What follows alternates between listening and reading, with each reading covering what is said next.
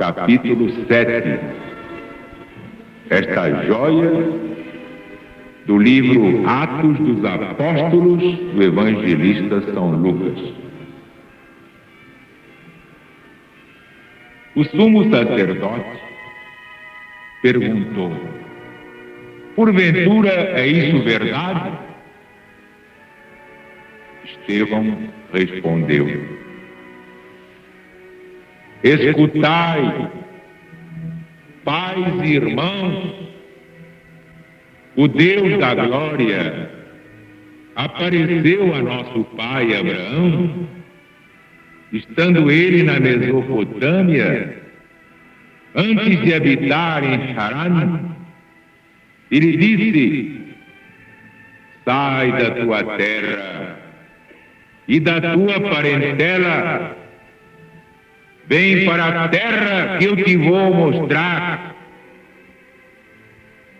Então saiu da terra dos caldeus e habitou em Harã. Dali, depois de falecer seu pai, passou por ordem de Deus para esta terra onde vós agora habitais, e nela não lhe deu herança nem sequer o espaço de um pé, e prometeu dar-lhe em posse, e depois dele a sua posteridade, não tendo ele ainda filho. Deus disse que a sua posteridade seria peregrina em terra estrangeira, que a escravizariam e maltratariam por 400 anos. Eu, disse o Senhor Deus, julgarei a nação da qual forem escravos, e depois disto sairão e me servirão neste lugar. Deu-lhe a aliança da circuncisão. Assim, Abraão gerou Isaque e o circuncidou ao 8º dia. Isaque gerou Jacó. Jacó gerou os 12 patriarcas. Os patriarcas, tendo inveja de José, o venderam como escravo para o Egito. Mas Deus era com José e o livrou de todas as tribulações, e lhe deu graça, e lhe deu sabedoria diante do faraó, o rei do Egito, que o constituiu governador do Egito e de toda a sua casa. Sobreveio, porém, uma grande fome em todo o Egito e em Canaã, grande tribulação, tanta que nossos pais não achavam mais o que comer. Mas quando Jacó soube que havia trigo no Egito, enviou ali os nossos pais pela primeira vez. Na segunda, José descobriu-se aos seus irmãos, sua linhagem se tornou manifesta ao faraó. Tendo José enviado mensageiros, mandou vir seu pai Jacó e toda a sua parentela, isto é, 75 pessoas na família. Jacó desceu ao Egito, e ali ele morreu, e nossos pais. Foram trasladados para Siquém, postos num túmulo que Abraão comprou por um certo preço em prata aos filhos de Remor, em Siquém. A proporção que se aproximava o tempo da promessa que Deus fez a Abraão, crescia o povo e se multiplicava no Egito, até que se levantou ali outro rei que não conhecia José. Este rei usou de astúcia contra a nossa raça, afligiu nossos pais, ao ponto de fazê-los enjeitar os seus filhos para que não vivessem. Por esse tempo, nasceu Moisés e era um menino formosíssimo. Por 3 meses se criou na casa de seu pai. Quando ele foi exposto, a filha do faraó o recolheu e o criou como se fora seu próprio filho. Ora, Moisés foi instruído em toda a sabedoria dos egípcios e era muito poderoso em palavras e obras. Mas quando ele completou 40 anos, veio-lhe ao coração o desejo de visitar os seus irmãos, os filhos de Israel. Vendo um homem ser tratado injustamente, o defendeu e vingou o oprimido, matando o egípcio. Ora, ele julgava que seus irmãos entendiam que por mão dele Deus os libertava, mas eles não o entenderam. No dia seguinte, apareceu a 2 quando brigavam e os procurou reconciliar, dizendo: ó homens, vós sois irmãos, por que maltratais um ao outro? Mas aquele que fazia injúria ao seu próximo o repeliu, dizendo: quem foi que te constituiu chefe e juiz sobre nós? Queres me matar como ontem mataste aquele egípcio? Moisés, ouvindo isto, fugiu e se tornou peregrino na terra de Madian, onde gerou 2 filhos. Passados mais 40 anos, apareceu-lhe no deserto do Monte Sinai um anjo do Senhor Deus numa sarça ardente. Quando Moisés viu aquilo, maravilhou-se da visão e, ao se chegar para contemplá-la, ouviu-se esta voz do Senhor: eu sou o Deus dos teus pais, sou o Deus de Abraão, de Isaque e de Jacó. Moisés ficou trêmulo, não ousava mais contemplá-la, mas Deus lhe ordenou: tira as sandálias dos pés, porque o lugar em que estás é terra santa. Vi com efeito o sofrimento do meu povo no Egito, ouvi seu gemido e desci para o libertar. Vem, e eu te enviarei às terras do Egito. Irmãos e pais, a esse Moisés, a quem não reconheceram, dizendo: quem se constituiu chefe e juiz? A esse Moisés, Deus enviou como chefe libertador, por mão do anjo que lhe apareceu na sarça ardente. Foi este que os conduziu para fora, fazendo prodígios e milagres no Egito, no Mar Vermelho e no deserto durante 40 anos. Este é Moisés que disse aos filhos de Israel: Deus vos mandará um profeta semelhante a mim. Este é aquele que esteve na igreja no deserto, com o anjo que lhe falava no Monte Sinai, com os nossos pais.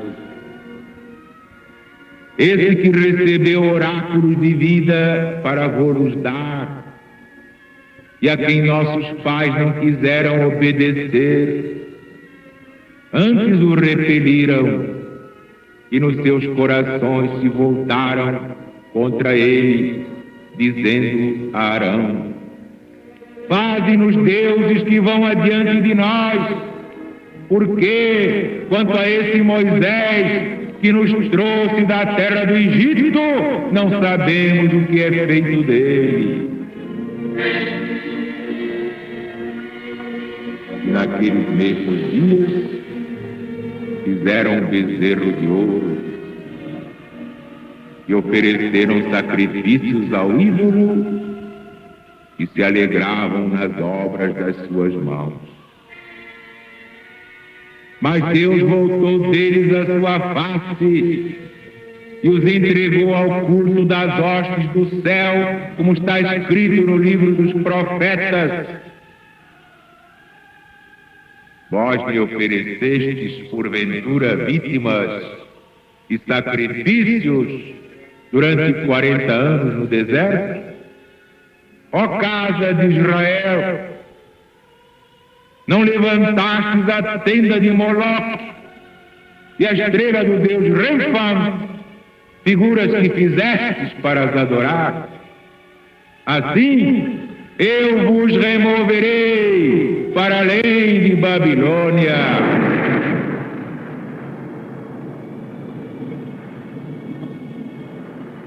Ouvi, pais e irmãos.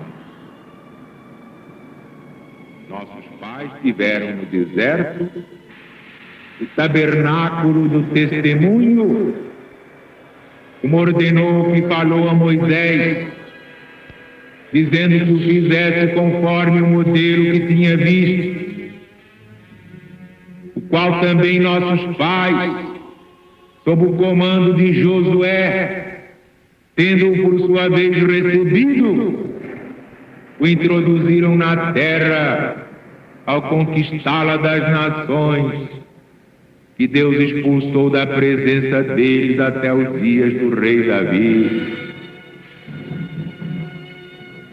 Este achou graça diante de Deus, pedia um tabernáculo para a casa de Jacó. Salomão edificou-lhe uma casa, mas o Altíssimo não habita em casas feitas por mãos de homens, como disse o profeta.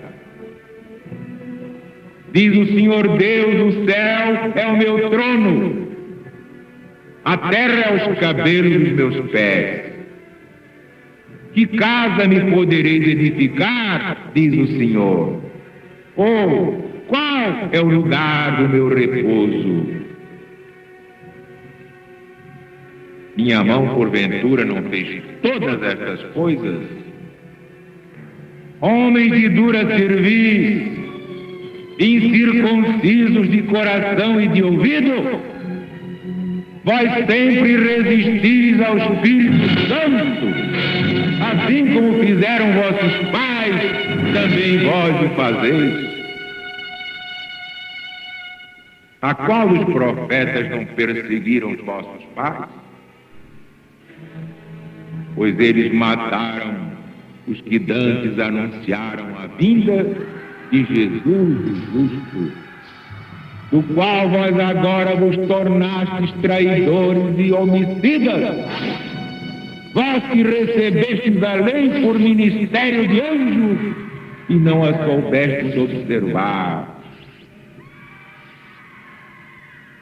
Ora, ouvindo isto, eles se enfureceram nos seus corações e rangiam os dentes contra eles. Mas Estevão, cheio do Espírito Santo, fitou os olhos no céu e viu a glória de Deus, e Jesus em pé, à destra de Deus, e falou: eis que vejo os céus abertos e o Filho de Deus em pé à destra do Pai. Mas eles gritaram furiosamente em altas vozes, taparam os ouvidos e unânimes arremeteram contra ele, e lançando-o fora da cidade o apedrejaram.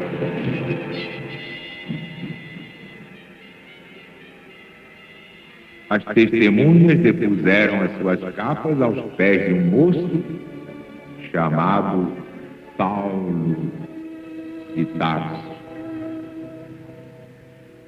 Apedrejavam Estevão e invocavam o Senhor, dizendo: Senhor Jesus, recebe o meu espírito. Ele, ajoelhando-se, clamou ainda em alta voz: Senhor Jesus, não lhes imputes este pecado. Tendo dito isto, adormeceu, e Saulo consentia na sua morte.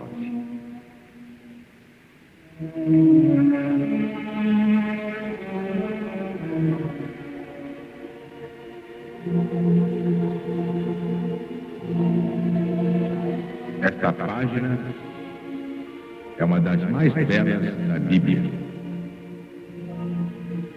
porque retrata o espírito elevadíssimo de Estevão.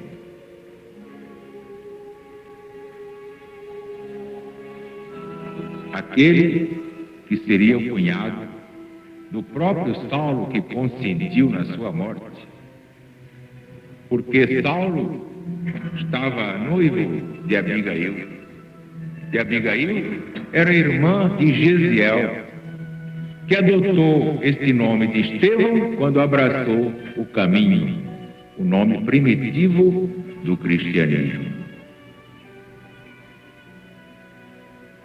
Ora, o rabino Saulo de Tarso, fariseu, achava que fora do judaísmo não havia salvação. Então, não podia admitir que aquele homem, de uma eloquência singular e tocar os corações, pregasse o Evangelho de Jesus. Mas Estevão pregava como poucos, que era inspirado, recebia do céu aquela inspiração em torrentes e transmitia todo aquele amor ao seu povo. Ele também era judeu, mas ele se curvou diante da verdade, que era o Cristo.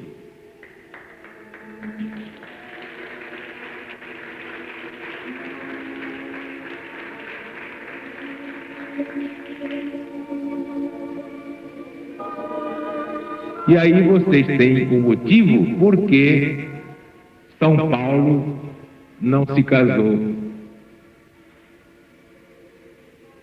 São Paulo veio a ver a extensão do seu crime quando caiu do cavalo na estrada de Damasco. Nós vamos ver daqui a 2 capítulos que ele ainda consentiu na morte de Estevão e ainda continuou arranjando cartas para Damasco para encarcerar, perseguir, maltratar os cristãos. Mas quando ele viu Jesus, aquela luz poderosa que o cegou por 3 dias e 3 noites, ele perguntou: quem és, Senhor? Jesus respondeu: sou Jesus a quem tu persegues. E aí continuou a história do cristianismo por um caminho inteiramente imprevisível, que praticamente toda a doutrina de Jesus passou a repousar nos ombros daquele adversário terrível. Vejam os mistérios da espiritualidade superior. Jesus, precisando disseminar a sua doutrina libertadora, foi buscar o seu pior adversário, seu pior inimigo. Mas é que ele era um homem leal, ele podia errar por ignorância, mas não por maldade. Era de uma coragem suicida, não tinha medo de nada. Tanto que, pregando o cristianismo nas próprias sinagogas dos judeus, foi retificar o que tinha ensinado errado, foi apedrejado, perseguido, levou pauladas de toda maneira, foi encarcerado várias vezes, não se entregou. reabilitou-se extraordinariamente diante de seu mestre. Mas, diante da morte de Estevão, Abigail também morreu de desgosto, vendo seu irmão transformado numa posta de carne viva. Ela definhou de desgosto. Quando São Paulo viu o que tinha feito, achou que todo o tempo da sua vida era pouco para pagar o seu crime. E só por isso não se casou. Muita gente não sabia disso. Por que São Paulo ia ser contra o casamento? Ele era uma exceção. Ele achava o casamento bom para os outros, para ele não. Ele queria se reabilitar de todas as barbaridades que perpetrou dentro da sua ignorância judaica.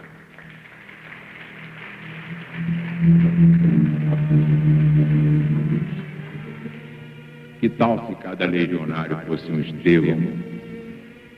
Se cada legionário tivesse a coragem de um Estevão? Mas vamos lá. Então, viva a LBV! Viva o PBV! Viva o Brasil! E viva Jesus!